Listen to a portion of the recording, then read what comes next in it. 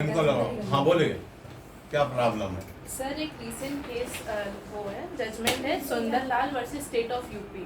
उसमें ऐसा कहा गया है सुप्रीम कोर्ट के द्वारा कि जितने अगर प्रोसिक्यूशन में जो साइटेड विटनेस है अगर उनका एग्जामिनेशन नहीं हुआ है तो वो as a defence witness permitted है कि एग्जामिन किया जा सकता है। तो क्या ऐसा हो सकता है? एक और कुछ सवाल तुम कह रही थी। सर यही था कि defence witness as a defence witness क्या उन्हें एग्जामिन किया जा सकता है? किस तरीके से किया जाएगा? ये Sundarlal versus state versus state of Uttar Pradesh, ये बेटा एक इन्होंने मुकदमा शर्मिली जी ने मेरे सामने रखा है और इसमें कुछ क्वेरीज थी। क्वेरीज इनकी बहुत अच्छी है। इनके क्वेरी में एक बात ये है कि जैसे आप जानते हैं कि जब चार्जशीट जाती है उसमें शब्द आया है प्रोसिक्यूशन विटनेस। इसका मतलब क्या है लंदन? सर जो विटनेसेस प्रोसिक्यूशन अपनी तरफ से प्रेजेंट करेगा। इसका मतलब है ये स्टेट केस है अच्छा। और आफ्टर इन्वेस्टिगेशन चार्जशीट में विटनेसेस की लिस्ट में ये नाम लिखे। ध्यान देना, खास तौर से तुम मास्टर डिग्री ले रही हो। ये जैसे एक शब्द आ गया प्रोसिक्यूशन विटनेस, जनरली ये समझ जाओ, एक्सेप्शनल कहीं और भी है, ये समझ जाओ कि इस मामले ये स्टेट केस से संबंधित है। स्टेट केस में आप जानते हो बेटा FIR होती है, 154 CRPC में इन्वेस्टिगेशन होता है और इन्वेस्टिगेशन के बाद अगर मामला बन रहा है, मेड आउट हो रहा है केस, तो चार्जशीट भेजी जाती है IO के द्वारा। अब उस IO में दो चीजें होती हैं जो वो लिखता है चार्जशीट में, मुलजिम का नाम, एड्रेस और विटनेसेस के नाम और एड्रेस। विटनेसेस के नाम के आगे ये क्या गवाही देंगे कुछ उसका एक इंदराज भी किया जाता है। बहुत साफ ये नहीं लिखा रहता है क्या करेंगे क्या नहीं करेंगे। जैसे जिसने तहरीर दिया है, अगर महिला है तो लिखा जाता है तहरीर वादिनी, अब अगर वो मेल है तो लिखा जाता है तहरीर वादी। ठीक, ये हो। अब जो लोग घटना के आई विटनेसेस हैं उनके नाम के आगे लिखा रहता है प्रत्यक्षदर्शी गवाह। ओहो, वो उर्दू में कहा जाता है, लिख भी सकते हैं। तो वो FIR नहीं होता, चार्जशीट में आता है चक्षुदर्शी गवाह। FIR में खाली ये लिखा रहता है कि मौके पे फला फला आदमी मौजूद थे, उन्होंने इस घटना को देखा, उन्होंने भी बचाव किया। इसका मतलब they there present at the time of occurrence. तो वो हमारे लिए क्या है? दे आर आई विटनेस, चक्षुदर्शी बन के लिख दिया। ठीक है। अब जो डॉक्टर साहब हैं जिन्होंने सुफैल का मेडिकल एग्जामिनेशन किया था और इंजरी रिपोर्ट बनाई थी, वो लिखे जाएंगे, चाहे लिख दो गवाह इंजरी रिपोर्ट, अब चाहे डॉक्टर वो करके समझ जाएगा। अब और कौन है? अगर उसमें कोई विशेषज्ञ है गवाह में, जैसे हैंड राइटिंग एक्सपर्ट, ये क्या होता है, ये जो वहां था, हाँ नहीं 45 में तो है एविडेंस में, लेकिन वो FSL कहते हैं, वो लिखा रहता है। और जो कांस्टेबल FIR का लेखक होता है उसका लिखा रहता है गवाह, वो FIR लेखक, और ये क्या लिखा रहा देखिए, तुम दिखा दिया करो, और जिसने बनाया है क्या नक्शा नजरी, कौन बनाता है? IOG बनाता है, और आरोप पत्र वही साइन करता है, तो वो लिख दिया जाएगा विवेचक। अब ये आया कि ये these are the witnesses of the prosecution। इन्हीं के सवाल पे हम आ रहे हैं, लेकिन क्योंकि आप अभी बच्चे हैं तो आपको घुमा फिरा के लाया जाता है कि कोई चीज बचे। तो इतना हो गया बेटा। अब इनका सवाल क्या है? सुंदरलाल बनाम स्टेट ऑफ उत्तर प्रदेश, ये कब डिसाइड हुआ? 2024 का ही है। इसका साइटेशन आप लोगों को नोट करा देना, ताकि नया केस है, बात पुरानी है, खाली चोला नया है, उसके अंदर के इंग्रेडिएंट पुराने हैं। ये हम 12 साल पहले लेक्चर में बता चुके हैं। 2 फरवरी 2024। 2 फरवरी 2024 का जजमेंट है बेटा, इसका साइटेशन और नोट करा देना। सुंदरलाल बनाम state of Uttar Pradesh decided by supreme court on 2 फरवरी 2024। इसमें ऐसा हुआ होगा, आपके क्वेश्चन से बता रहे हैं, क्योंकि आपका क्वेश्चन ये कह रहा है कि अगर प्रोसिक्यूशन ने जो आरोप पत्र में गवाहों के लिस्ट में नाम थे उनका एग्जामिनेशन नहीं किया है, तो उनको डिफेंस अपनी तरफ से बतौर गवाह पेश कर सकता है। ये सुप्रीम कोर्ट साहब का वर्डिक्ट। रौनक बेटा एक चीज समझ लो, Indian evidence act section number 134 क्या कह रहा है? इंडियन एविडेंस एक्ट 134 अब आ गया है, हैं? 134 इंडियन एविडेंस एक्ट क्या कह रहा था सर मिली? नंबर 139 भारतीय साक्षर, यानी ये इंडियन एविडेंस एक्ट का सेक्शन नंबर 134 भारतीय साक्ष्य अधिनियम के सेक्शन 139 में आ गया है। दोनों धाराओं को याद करिए, क्योंकि 1 जुलाई के बाद इन्हीं धाराओं से आपका पाला पड़ने वाला है। अब बेटा क्या है उसमें? हाई का सर मेरी पढ़ो जरा। number of witnesses, no particular number of witnesses shall in any case be required for the proof of any fact. फिर से पढ़ो। No particular number of witnesses shall in any case be required for proof of any fact. इस धारा के आगे इस समय 139 है ना, 130. BSA के 139 को लिख के आगे डैश करके लिख लो, quantity is not required, quality is required. Note कर लेना इस बात को, ये बहुत काम आएगा। Quantity is not required, quality is required. अर्थात गवाहों में जितने भी लिस्ट में नाम हैं, अब पब्लिक प्रोसिक्यूटर का ये अपना आउटलुक, ये उसका डिस्कशन है, वो चाहे सबको पेश करे और चाहे उसमें से कुछ चुनिंदा गवाहान को पेश करे, क्योंकि 134 कह रहा है कि क्वांटिटी इज नॉट रिक्वायर्ड। ये आवश्यक नहीं है कि आपको अपना फैक्ट साबित करने के लिए कम से कम इतने गवाह पेश करने ही हैं।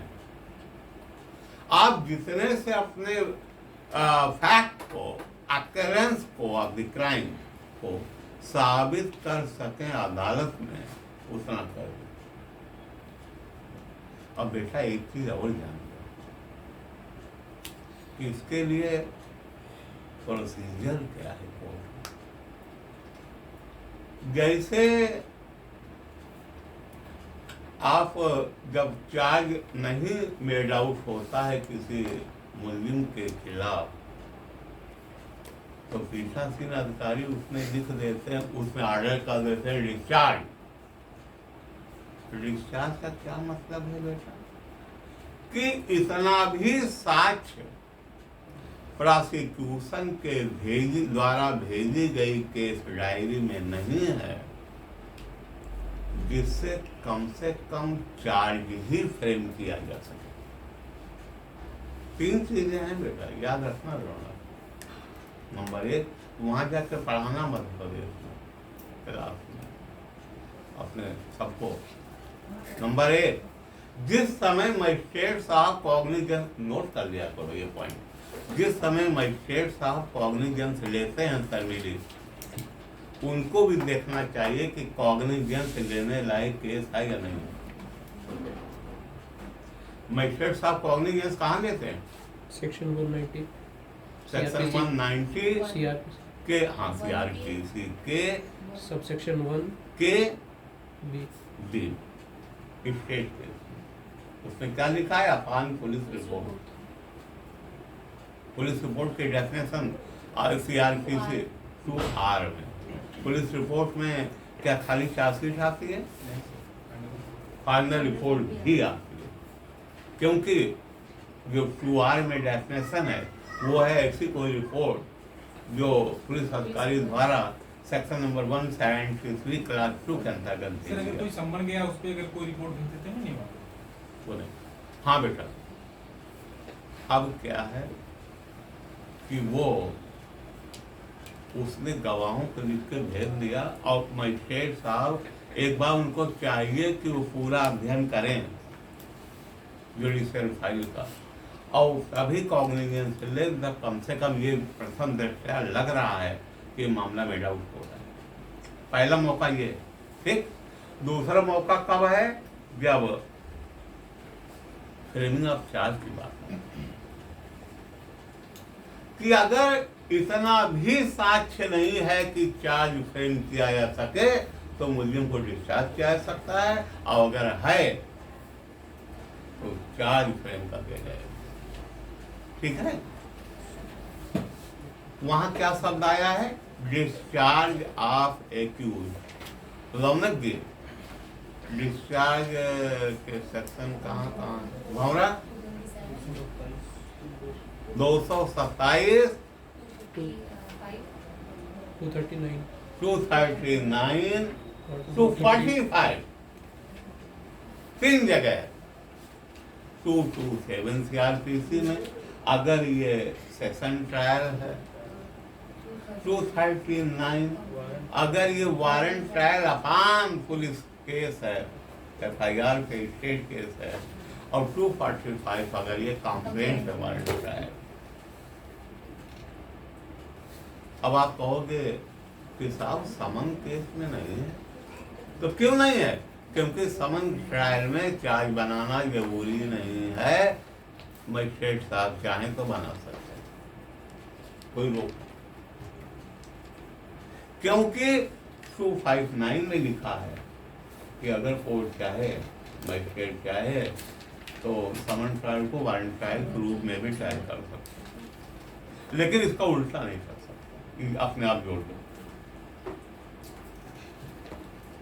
बेटा उसी तरह जैसे मजिस्ट्रेट साहब को पावर है या पीठासीन अधिकारी महोदय को कि वो मामले में डिस्चार्ज कर दें, वैसे ही पब्लिक प्रोसिक्यूटर को पावर है कि इस लिस्ट में जो 13 गवाहों की लिस्ट है उसमें से कुल 5 को पेश करें और 8 को। आपको हम उदाहरण बता दे रहे हैं बेटा, ये चीजें प्रैक्टिकल से आएंगी। लेकिन हम आपको कोशिश कर रहे हैं कि आपको प्रैक्टिकल की सारी जानकारी दे दी जाए। अगर किसी मामले में किसी की मृत्यु हुई है तो सबसे पहले पुलिस सरकारी घटना स्थल पर जाके क्या काम करेगा? बोलो। पंचनामा। पंचनामा में कितने आदमी होंगे? अब उसमें से पब्लिक प्रोसिक्यूटर आप हैं, कोर्ट साहब हैं, साहब एक गवाह पेश कर दिए, सबको पेश करने कौन जरूरत? वो अलग अलग बात पड़े कहेंगे।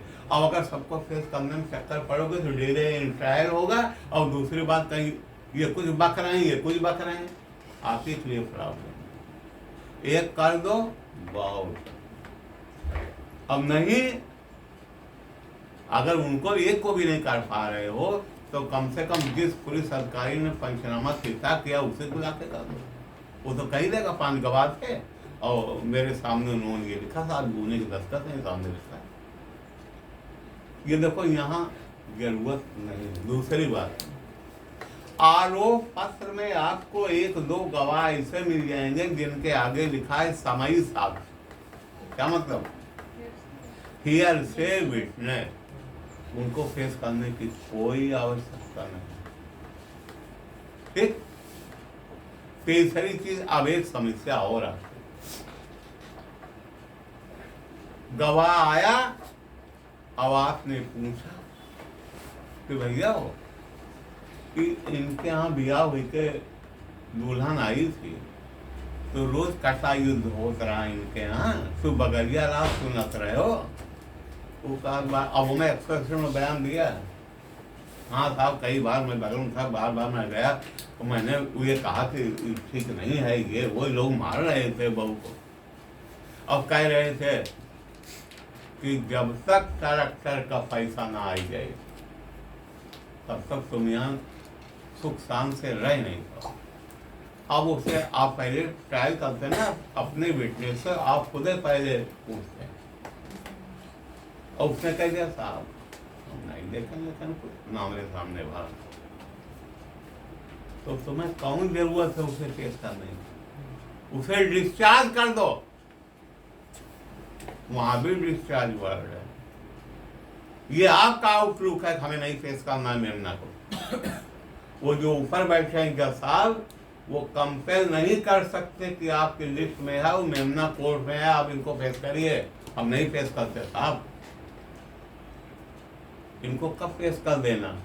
जब सुलह कराना हो। एक गवाह उत्तर मिल गया। अब अगर इंटैक्ट लड़ना है केस को तो इनको पेश करने की जरूरत नहीं।